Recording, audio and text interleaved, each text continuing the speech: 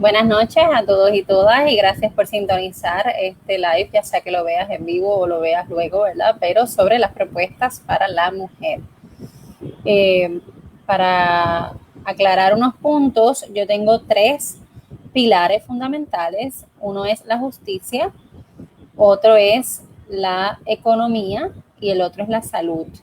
En el caso de la justicia, hay unas áreas específicas a favor, ¿verdad?, de los servidores públicos, a favor de las personas con diversidad funcional, y más allá de educación especial, también adultos, que yo creo que, ¿verdad?, son más rezagados todavía y hay menos oportunidades, y un poco cómo cuidamos a los cuidadores.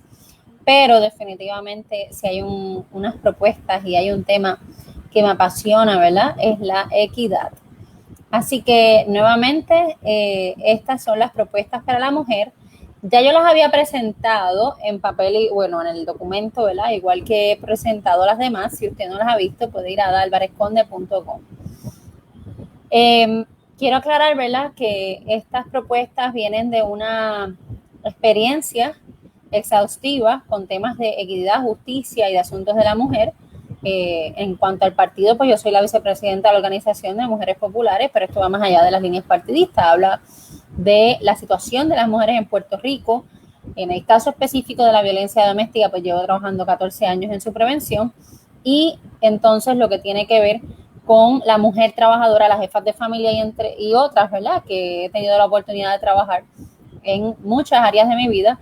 Más allá de la violencia, yo creo que es un error que cuando pensamos en asunto de la mujer pensemos que es igual a violencia doméstica, porque al revés, la mujer es un asunto, cuando vemos mujer debemos de ver poder, y es exactamente eso lo que se les arrebata cuando están en una situación de violencia, y es exactamente eso lo que tienen cuando hay tantas que, número uno, en votantes nada más 52%, en las jefas de familia más del 55%, en las que están en la universidad ahora mismo son más del 75%. Pero en otros asuntos, pues no tienen ese poder, como es los puestos electivos, solamente 17%, aunque 52% son los que votan. Así que, un poquito para aclarar. Antes de comenzar, y voy a ser breve con este resumen de propuestas, pero quiero aclarar cualquier duda, ¿verdad?, o lo que sea, gracias a los que se están conectando. Sé que es un poco raro porque estamos como con el COVID todavía, ¿verdad?, y esa cultura del live mezclado con deseos de estar en la calle en los 6 días que quedan de las primarias. Pero antes de continuar, quiero aclarar algo y quiero que quede bien claro en cuanto a mis posturas y la base de esto. Número 1, es fundamental que entendamos que esto es un problema serio y que personalmente me preocupa la gente que tiene como bandera la equidad y los asuntos de la mujer ahora por motivos de campaña, cuando en su trayectoria no han hecho nada por esto. Así que simplemente quiero aclarar esto porque creo que usted tiene que hacer la evaluación de las personas que pongan la acción, donde pongan la palabra. Y en el caso específico de las mujeres, pues hay mucho trabajo que hacer, y sin ánimos de discriminar, porque esto no se trata de una batalla de los sexos, como siempre digo, al contrario, es trabajo en equipo.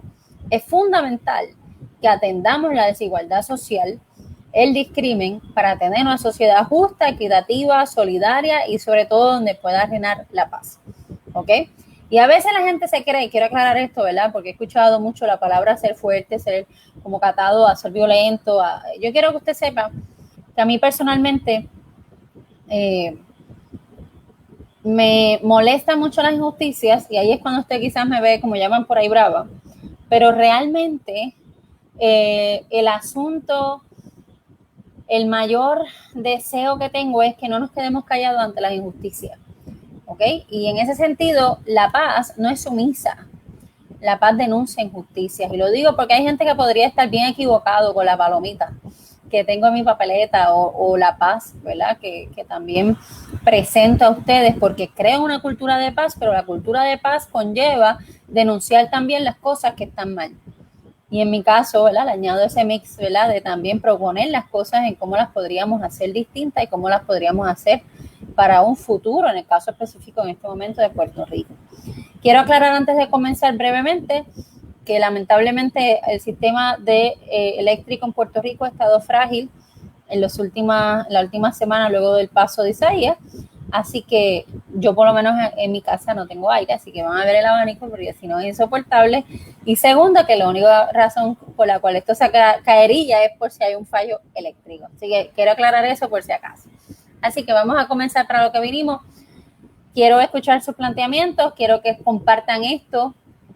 Creo que es fundamental que usted considere el hecho de que ahora mismo el Partido Popular en senadoras por acumulación solamente tiene una, y se llama Rosana López, que está aspirando a la alcaldía de San Juan.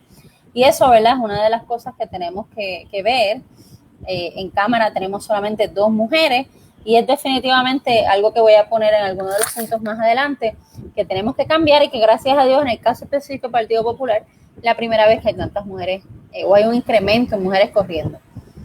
Número 1, fomentar el autoempleo, crear acceso a fondos semillas y penalizar la inequidad salarial. ¿Ok? Hablamos mucho, son 10 propuestas, voy a resumirlas aquí y ahí aclarar cualquier duda y con eso pues escucharlos, etcétera, leerlos, ¿verdad?, en esta nueva modalidad y contestar cualquier pregunta. Si usted cree en la equidad, si usted es mujer, yo creo que no puede quedarse sin tener una voz en el Senado, en la Cámara, en donde sea que usted vote. Usted debe tener esto representado, ¿ok? Y es fundamental que entendamos que aunque usted no sea mujer, aunque usted sea un varón, usted reconozca que hay más de un 50% donde hay mujeres trabajadoras, jefas de familia, así que los asuntos de mujeres son asuntos de derechos humanos. Así que vuelvo y repito para aclarar cualquier duda ante la equidad.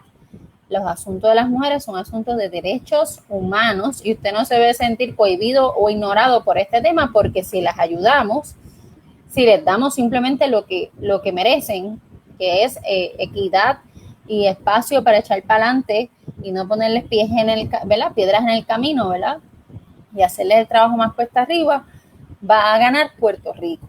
Así que, como dije, la primera idea es fomentar el autoempleo, crear acceso a fondos semillas, penalizar la inequidad salarial, que es lo número 1 que dicen las madres jefas de familia, y es que además de que han tenido unos retos siendo empleadas, tienen unas situaciones particulares donde, por ejemplo, hay unos retos a la hora de tener unos horarios flexibles en este caso, ¿verdad?, como madre y algunas hasta estudiantes, que eso lo vamos a ver en la propuesta 2. Pero en la medida en que nosotros fomentamos el empresarismo, he tenido la oportunidad de participar en múltiples ocasiones de entrenamiento y dar entrenamientos en el Centro Empresarial para la Mujer. Yo misma, ¿verdad?, con mi proceso de hacer un negocio, estuve en el Instituto de la Mujer Empresarial, que está en la Universidad de Sagrado Corazón, de SBA, de Small Business Administration. He estado en el centro, ¿verdad?, los talleres del Centro para Puerto Rico, de la Fundación Sila María Calderón. O sea, hay unas oportunidades que se les pueden dar a esas mujeres talentosas, que muchas de nosotras salimos, ¿verdad?, a la calle rápido con nuestra creatividad en algo tan sencillo como fue la industria o lo que tiene que ver con la aguja para coser mascarillas. Pero así muchas otras cosas que han salido de puertorriqueñas. ¿Y qué es un fondo semilla? Pues un fondo semilla no es otra cosa que, vamos a ponerlo de una manera, un préstamo, pero un préstamo que lejos de tener tantas trabas, en vez de tener trabas para accederlo y ser solamente las opciones federales las que te den, Puerto Rico pueda tener este fondo semilla. Yo lo vi en San Juan cuando era legisladora municipal, donde se le dio unos miles de dólares, vamos a ponerles que fueron 3 o 4, no me acuerdo exactamente la cantidad, a unas mujeres de talleres que hacían sofritos, se les dio ese dinero y no se tenía que pagar hasta un año. Una vez comenzó el negocio a correr y tenían ese sofrito en los supermercados, pagaron una mensualidad para saldar lo que una vez se les dio.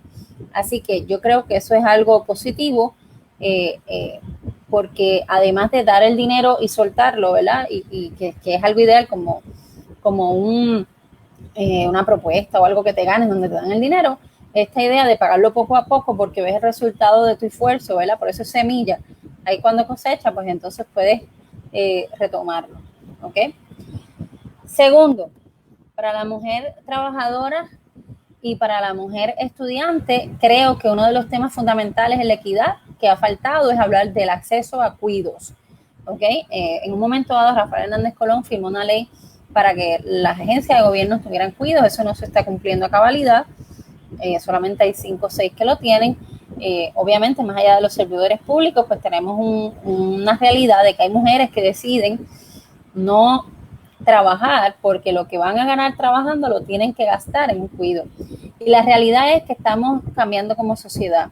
No toda mujer que tiene un bebé tiene unos padres vivos y saludables para que los puedan atender en lo que trabajan y estudian. La realidad es que por mucho tiempo uno consideraba a esos abuelos o abuelas para ese cuido, pero realmente la casa puede estar en otro lugar que sea lejos de estas personas. Número 2, no significa que estén saludables, sobre todo si son mayores. Número 3, no todos quieren cuidarlos ni pueden. Quizás ahora por la precariedad económica hasta están trabajando. Y lo que es peor, porque lo veo todos los días, hay cada vez más incremento en el maltrato infantil y doméstico, que hay padres que yo creo que lejos de ayudar, ¿verdad? O esos abuelos lejos de ayudar podrían ser un peligro para esos niños, porque hay mucha gente que se separa de esos padres, ¿verdad? Si les causaron daño cuando eran pequeños, y eso es algo que nadie habla, pero es una realidad. Así que esto es algo que debemos de explorar y cómo nosotros manejamos, ¿verdad? El ayudar a esa mujer trabajadora y esa mujer estudiante, que son las mayorías ahora mismo en la universidad, para que ser madre no sea algo que se vea como un impedimento para echar para adelante, sino una inspiración. Y sobre esto quiero aclarar porque algo fue bien interesante, muy interesante hoy, y tiene que ver con el número 3. Justamente hoy, en un periódico, por alguna razón realmente ignorante, porque ni me preguntaron, asumieron, decían que yo no era pro bebés. Y yo quisiera aclarar algo, y voy a hacer una pausa pequeña sobre estas propuestas. Miren, es algo bien importante. En estos últimos días, lo mejor que podemos hacer como puertorriqueños es dar propuestas, es dar soluciones a los problemas. Y lo peor que podemos hacer es señalar al otro sin fundamento, hablar desde la ignorancia, hablar por otro cuando ni siquiera le han preguntado, y sobre todo, lo peor pueden ser estas campañas de miedo, donde te meten información, te dan información para meterte miedo y que tú consideres lo que ya habías evaluado en por qué tomar tu decisión en el caso de votar. Yo creo que lo más importante es que usted sea sabio. El conocimiento está brutal. Yo amo el conocimiento y he leído mucho y tengo un doctorado por algo, porque amo estudiar. Y eso es bueno porque me va a durar toda la vida, y como dicen, el conocimiento es algo que nadie te quita, ¿verdad? Pero la educación es algo que nadie te quita. Pero más allá del conocimiento, lo que tenemos que aplicar es la sabiduría. Y en ese sentido, exhorto a todo el mundo a que considere estos temas, lejos de polarizarnos, como un asunto que usted abraza, y quizás usted no había escuchado unos términos antes que esto, o no los había escuchado antes de que fueran como, ¿verdad? Una controversia, pero usted nunca está tarde para reeducarse en estos temas de asuntos, ¿verdad? Sobre todo de esta índole, como es el caso de que acabo de decir, ¿verdad? Que alguien dijo que no era pro bebé, cuando soy la única que tiene una propuesta específicamente para el cuidado prenatal de los bebés. Y en ese sentido, mi deseo es que cuando una persona se dé cuenta y ve esa prueba positiva de embarazo, lejos de pensar que se ha condenado a la pobreza, que se ha condenado a no poder estudiar, que ha dejado atrás su progreso, lo vea como en efecto lo que debe ser una bendición, y que pueda sentir motivación y que pueda tener las ayudas necesarias y el acceso a la salud necesaria, un asunto de salud pública, para que pueda echar para adelante a esa criatura y decida, una vez decida, enfrentar esa nueva realidad, no piense negativamente de esa noticia. Y yo creo que hay mucho que hacer en ese tema en Puerto Rico. Yo creo que por mucho tiempo ha sido un tabú la educación sexual en Puerto Rico, pero ha sido peor el ataque que hay a las familias, y ha sido una mayoría, o sea, hay una campaña masiva a las mujeres, sobre todo profesionales, y a las no profesionales, ¿verdad? Pero sobre todo a las profesionales lo he visto mucho más, a que tener un bebé o casarse te atrasa. Y yo creo que eso es algo que tenemos que evaluar, porque no es chévere, no es bueno que tengamos tanta gente que piense que cuando llegue esta noticia estamos mal o estamos ahora en un momento precario en vez de positivo. Y por eso yo creo, y esa es la propuesta número 3, en reconocer el acceso a ese cuidado prenatal, asegurarnos los derechos de la mujer embarazada y garantizar que tengan acceso a la salud en ese proceso para evitar ¿verdad? Cualquier contratiempo de salud. En Puerto Rico ha habido muchos casos de las cesáreas innecesarias, ¿verdad? Por ejemplo, doctores que ponen una cesárea y es solamente para poder atender muchos a la vez y cobrar. Pues esas son cosas que se han hablado anteriormente. Como exdirectora de la Comisión de Asuntos de la Mujer, eso es algo que vimos en varias resoluciones investigativas y sigue surgiendo como un tema internacional en cómo podemos hacer de ese embarazo y ese parto algo armonioso y no ponerle más trabas, ¿verdad? O que no diga, wow, ¿cuánto es el costo en el hospital? Etcétera, etcétera. Y más en una sociedad que tiene un serio problema porque aumentan la edad de las personas que viven en Puerto Rico y disminuyen los nacimientos. Así que si vamos a hablar de política pública, tenemos que garantizar progreso, ¿verdad? Porque no es dependencia lo que vamos a promover, y tenemos que garantizar de una manera u otra la repoblación, ya sea por la gente que está o la gente que vuelve. Y eso es algo que tenemos que atender. Que nadie diga por tener esto no voy a tener acceso a un ginecólogo, entre otras cosas. Garantizar los fondos en el presupuesto general para la operación de albergue y sistema de apoyo a intercesoras legales. Esta servidora ha entrenado a intercesoras legales y saben que a veces están pendientes del hilo de una propuesta, muchas veces federal, y en ese sentido, esas son las personas que no necesariamente son abogadas o abogados que acompañan a esa víctima en el proceso judicial, y no todo el mundo tiene quien las acompañe. Sobre todo si son personas que están bajo el yugo, ¿verdad?, de la violencia doméstica, donde quizás ha recibido amenazas de muerte y donde salir de esa situación ya es suficientemente difícil como para pasar por el proceso de tribunales solo o sola. Y sabemos por los números, ¿verdad?, que la incidencia o la cantidad de personas que podría considerar hasta quitar el caso por miedo, por falta de acompañamiento. De mi parte, yo he acompañado a víctimas a tribunales y estoy consciente que a veces ese agresor lleva 10 personas para, ¿verdad?, pintarse lamentablemente como el angelito Canisonada cuando hay pruebas suficientes sobre el maltrato repetido o el maltrato cruel, desmedido que tuvo con esa víctima, y obviamente esos procesos de intimidación y ese proceso psicológico de apoyo es urgente. Y entonces en un país donde se botan los chavos, donde el dinero, ¿verdad?, se gasta en estupideces porque no hay prioridades, pues yo creo que, por ejemplo, un caso como una guagua que no aparece de $250,000, aunque usted no lo crea, ese fue el presupuesto completo para los albergues de violencia doméstica y las asignaciones de fondos que se le dieron desde la legislatura. Así que imagínate un mundo donde, como existe ahora, ¿verdad?, Puerto Rico gobierno no tiene unas camas disponibles para esas víctimas, no tiene refugio, son sin fines de lucro, y las sin fines de lucro están luchando peso a peso para no cerrar, mientras el dinero se usa para otra cosa. Así que la realidad es que hubiese sido ideal que hubiésemos tenido un estado de emergencia, porque realmente hay cosas que no funcionan. Nos dijeron que pusieron un estado de alerta y ya vimos que quedó en nada, fue pintura y capota nada más, lamentablemente, porque ni siquiera fue un tema durante la pandemia cuando hubo 19 casos diarios. Así que, dicho eso, yo creo que hay que garantizar los servicios a las víctimas de violencia doméstica, que son muchas en este país, y en ese sentido me he dedicado toda la vida a la prevención, porque creo y estoy consciente que las próximas víctimas de violencia doméstica están hoy en la escuela.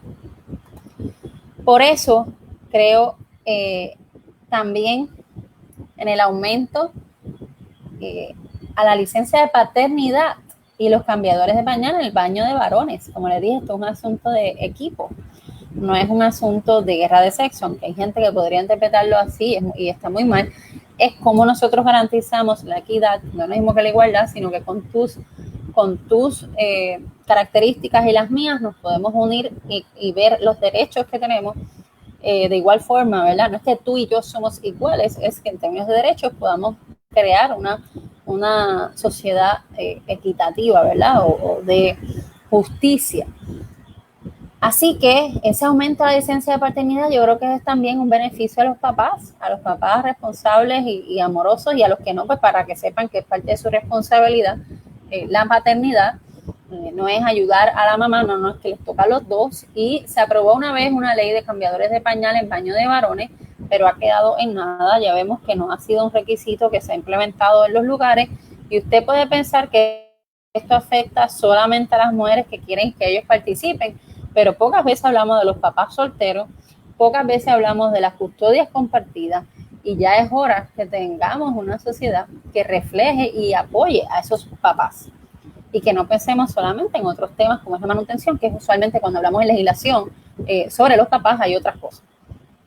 Fomentar la participación de la mujer en la política, y cómo yo puedo hacer eso como senadora. Bueno, número uno, yo creo que es importante que yo lo tenga como una meta, más allá de ser electa y cambiar esa estadística. Es importante que esté, porque en la medida en que, si usted no lo sabe, lleguen nominaciones en el Senado se aprueban las personas que dirigen las agencias de gobierno.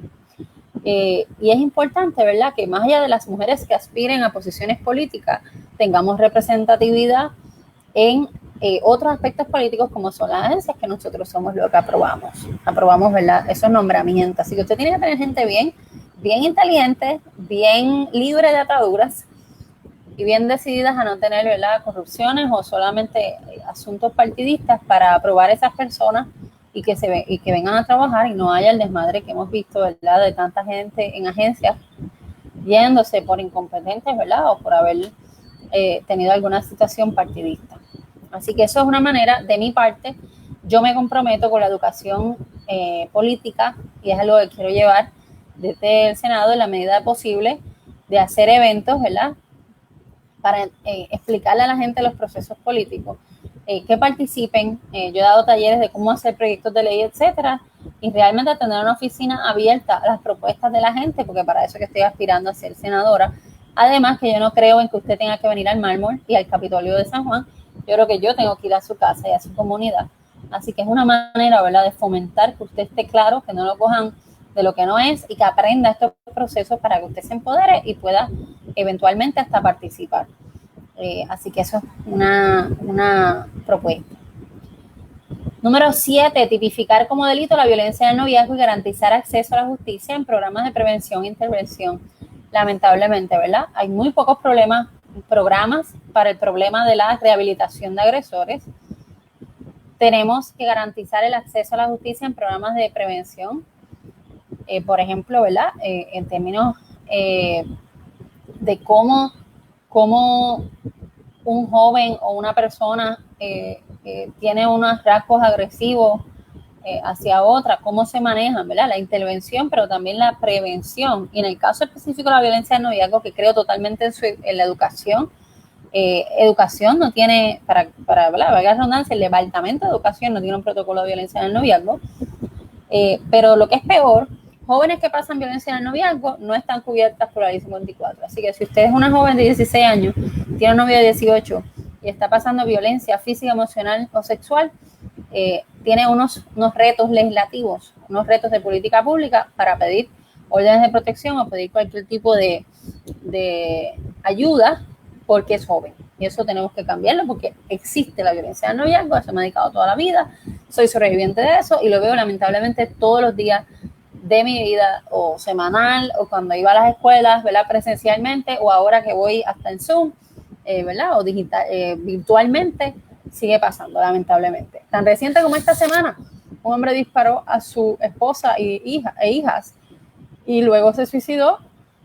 ¿Y qué era? Era una persona que había tenido récord criminal, ley 54. ¿Qué quiere decir? Que la rehabilitación de ese agresor no fue efectiva, porque siguió siendo agresor y buscó otra víctima, y esa otra víctima hoy batalla su vida en el hospital.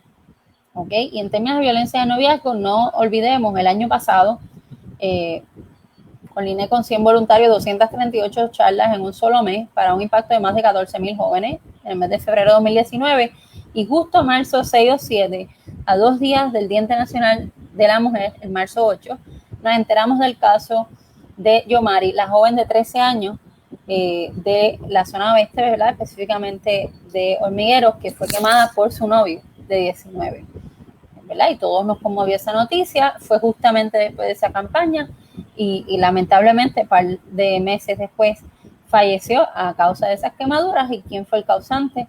un novio. Y aún hoy, cuando esa persona cumple una sentencia de vida, en ningún momento dice que fue por violencia en el noviazgo o violencia a su pareja, habla de violencia contra la propiedad, hasta contra el perrito que se quemó, atentado de asesinato, eventualmente homicidio porque falleció, pero no hay nada que diga que fue porque era su pareja. Así que ahí tenemos un ejemplo de cómo faltó legislación.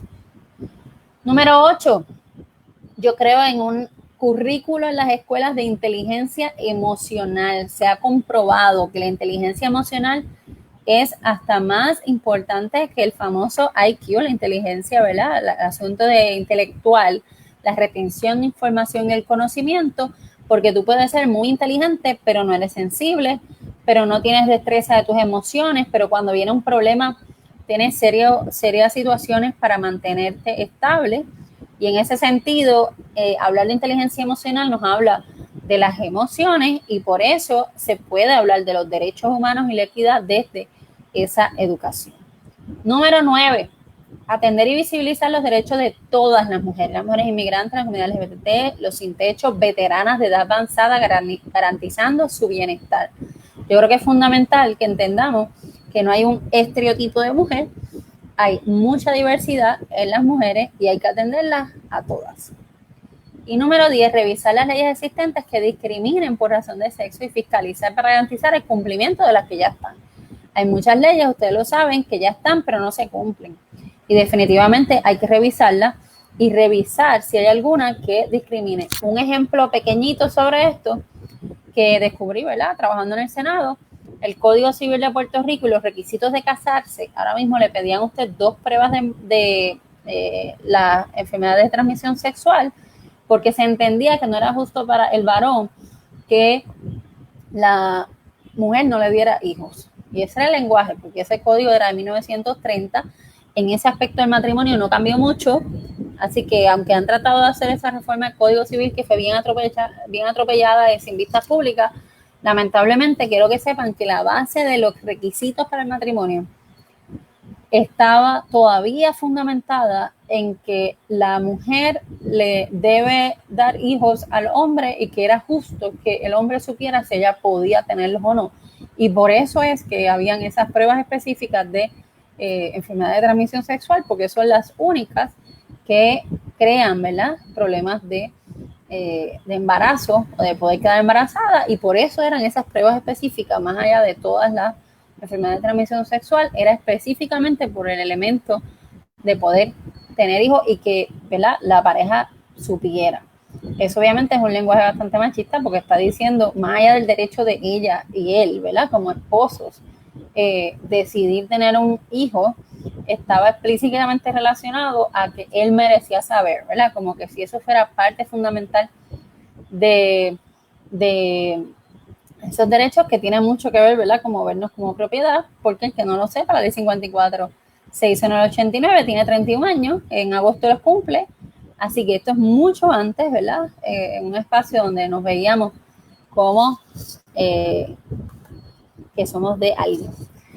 Así que mi deseo para ustedes es que, ¿verdad?, hayan tenido este resumen de propuestas. Todas mis propuestas están en adalvarezconde.com. Pueden descargarlas, pueden verlas, analizarlas. Yo no quería pasar la oportunidad de explicárselas en video porque me gusta también recibir su feedback, ¿verdad?, su retroalimentación. Si hay alguien que tenga algo que comentar, con mucho gusto, lo veo ahora, les contesto luego. Vamos a llevar este tema. No es malo hablar de este tema, tenemos que quitarnos el miedo y en el caso específico de senadoras por acumulación les puedo garantizar que dentro de esa papeleta y dentro del Senado usted va a tener una voz para defender a todas las mujeres porque es algo que ya he hecho y he puesto la acción donde pongo la palabra y ya es hora de que esto sea un tema que atendamos porque es más de la mitad de nuestra población y si no lo atendemos vamos a tener desigualdad. 58% de los niños están bajo niveles de pobreza y de esos más del 70% son por madres jefas de familia. Si atendemos este tema, erradicamos la pobreza y ayudamos a esos niños a quedarse en Puerto Rico y a tener bienestar en vez de quedarse solamente ¿verdad?, con pobreza y con dificultad de su desarrollo. Así que se trata de un asunto de justicia nuevamente. Así que mi deseo es que hayan tenido esta explicación. Quedan 6 días, ¿verdad? Domingo 9 de agosto. Les pido un voto de confianza por la número 3 en la papeleta, senadoras por acumulación, y la garantía de que esto va a ser algo común y una oferta que les tengo como senadora. Para el que no sepa, y aclaro porque a veces hay confusión, el 9 de agosto se elige la gente que va a aparecer en la papeleta en noviembre. Ya en noviembre pues empieza, como quien dice, la batalla de los partidos o de los independientes, ¿verdad? Porque es elegir quién va a ser mayoría, quién va a gobernar y quién va a tener el equipo para hacerlo, que es algo súper importante porque tenemos que tener equipo para hacer política pública. Y en ese sentido, ¿verdad? El deseo es que usted escoja a los mejores hombres y mujeres, pero en el caso específico del 9 de agosto, sepa que no me está escogiendo solamente como mujer por llenar una cuota, sino que realmente soy una mujer que aboga por las mujeres y que voy a garantizar que haya acceso directo contigo a través de estas formas y a través de ¿verdad? La oficina, etcétera, para atender esto que tanto nos aqueja y tanto silencio ha tenido este cuatrenio y lamentablemente tantas vidas ha costado. Hace 2 años estaba yo protestando y estoy siempre digo en las protestas y en las propuestas, estaba yo protestando porque había el doble asesinato de violencia doméstica en las fortalezas antes de que Ricky se fuera, y en el chat salió que nos dijeron que éramos 4 gatas. Luego vimos, ¿verdad?, todo ese chat y marchamos, ¿verdad?, en contra de eso y sacamos un gobernador, pero realmente alrededor del mundo se ha visto cómo hay una necesidad de atender toda la población. Todas las mujeres, como dije en ese punto 9, y toda la población que incluye, que no sigamos viendo esto como un tema chiquito cuando estamos hablando de la mayoría de la población, y definitivamente tenemos que atenderla. Así que un voto por Ada Álvarez es un voto también por las mujeres de Puerto Rico.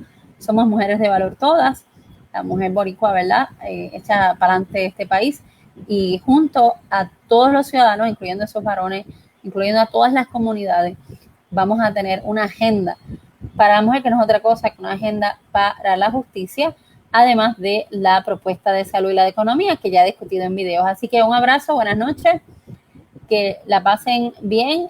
Gracias por los ánimos en estos días que quedan y espero que votes este domingo 9 de agosto para que escribamos juntos una nueva historia. Que pasen buenas noches.